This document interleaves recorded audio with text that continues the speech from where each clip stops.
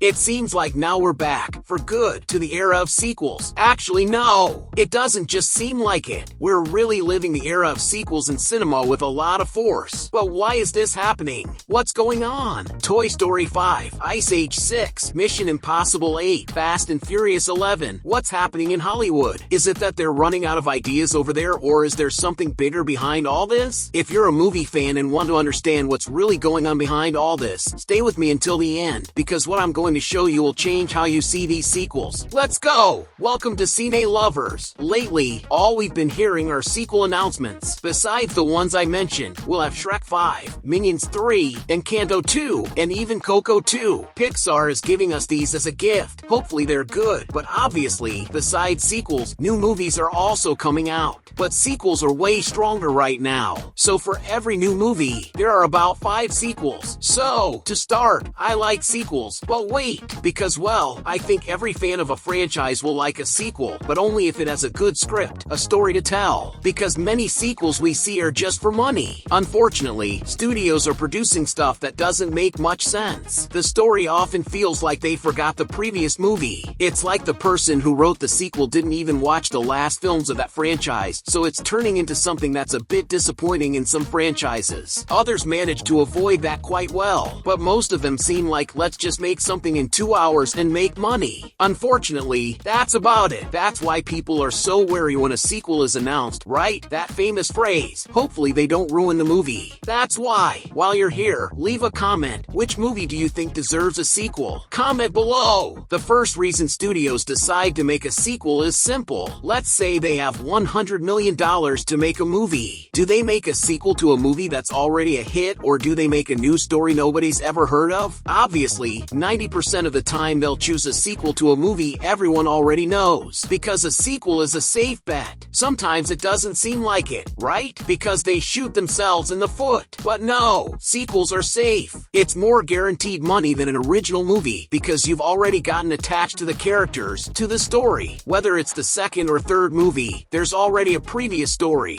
There's at least one previous movie for that sequel. And so, if that franchise was successful since the first movie, boom, green light. Let's do a little something more here. Making an original movie is riskier than making a sequel. If they have that budget, that money, they will definitely choose to make a sequel. If there's extra money left, then they might take the risk to make an original movie and hope people like it, so that in the future that original movie also becomes a sequel. But the sequel, besides being safer, fans already know the story, they already know the characters, there's already a fan base, there are products sold, licensed toys, all sorts of things. And there will be more of that when the sequel comes out. One case we can clearly explain with all the words, folks, Despicable Me. They released Despicable Me 4 last year, which is like, it's the 4th Despicable Me. But so far it's the 6th movie in the franchise because of the 2 Minions movies. The movie nearly made $1 billion. It's the 6th movie of the franchise. This movie was a bit more dragged out than the others, but then Illumination stops and looks. We managed to make the 6th movie of the franchise, the 4th Despicable Me, and it almost hits $1 billion.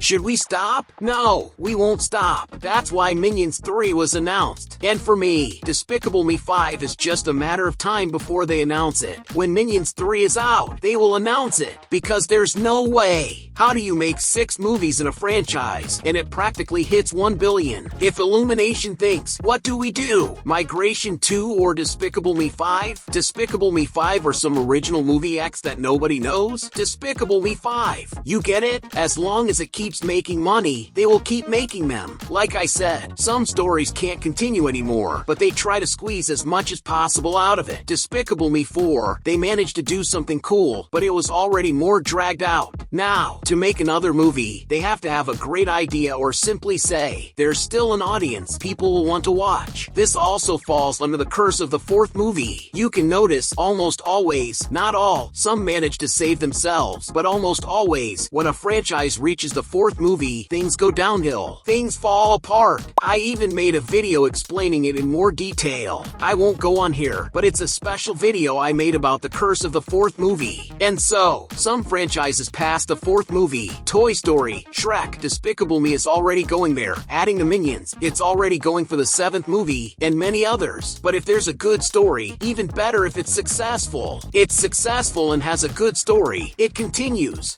Mission Impossible 8, The Final Reckoning. Now that it's out, it's the 8th in the franchise. The 8th. And for me, it's the best in the franchise. Why? Because it has a story. It has a good plot, good characters, nostalgia, old characters come back. Things that happened in the other movies return in this one. It's a very nice script. It has a good structure. It works. So that's perfect. Because it's worth remembering that even though movies are movies, they are still business. There's still investment involved. It's a business like any other. Think about your money. If you had $100 million and had to choose, what are we going to make? The 5th Despicable Me movie or an original movie from scratch? Be honest, you're going to put your money on the 5th Despicable Me because it's safer. Minions sell by themselves. Man, it's like this. Whatever you put the Minions on, sells, and Illumination knows that. Now you can't just make a sequel like Kung Fu Panda 4 and make crap. Toy Story 4 was crap. That's why there will be a 5th one. Thank God. But there are sequels and sequels. In the case of Despicable Me, it became so beloved by people because that's also important. The movie has to be good, has to please the majority, has to be beloved. Encanto is a recent movie and it's going to get a sequel. Why? Because it was beloved by people. It wrapped up the story, but it can continue. Coco 2, Disney and Pixar will have to do something really interesting. Another thing happening is that sequels of old movies are coming back. One of them is Shrek itself. From Shrek 4 to Shrek 5, it will be about 16 years difference. And that works. Nostalgia sells. I've said it here on the channel many times. Nostalgia is coming back. Luckily, studios are starting to listen. They're watching Cine lovers. They're understanding, right? They're bringing back old characters, old sequels. Like Freakier Friday is going to get a sequel. Top Gun got a sequel after more than 30 years. I think 36 years. It got a sequel. It works, but you have to do it right. Top Gun 2, man, was an absurd success that nobody expected. It far surpassed the first one, and obviously, it's just a matter of time before the third is announced. Actually, I've even seen some rumors that they're already making it. And honestly, the problem isn't having sequels, because some people say, oh, sequel? No way. Oh my god. No, sequels aren't the problem. Sequels expand the franchise universe. They expand the characters. They start to grow within the story, in the franchise's narrative. New characters appear. That also has a problem, though. It often falls into the curse of the 4th movie. Too many characters can also get in the way. But the problem isn't the sequels. Understand that the problem is having a bad script. It can be the first movie of the saga. If the script is bad, it doesn't work. Now, if it's the 8, like Mission Impossible, with a good script, it works. It's killing it at the box office. The 8th movie, man, 30 years of franchise. Why? Because it's good. Studios, you know what works. You already know what works. Why is Lilo and Stitch succeeding? Because you gave the audience what they wanted to see. Although there was that Jumba thing that many people didn't like, including me. But it's simple. Making something that works is simple. It's copy and paste. The 7 dwarfs? I've talked about this before. They had to be real dwarfs. Do the right thing and the audience will watch. Don't try to reinvent something that's already working.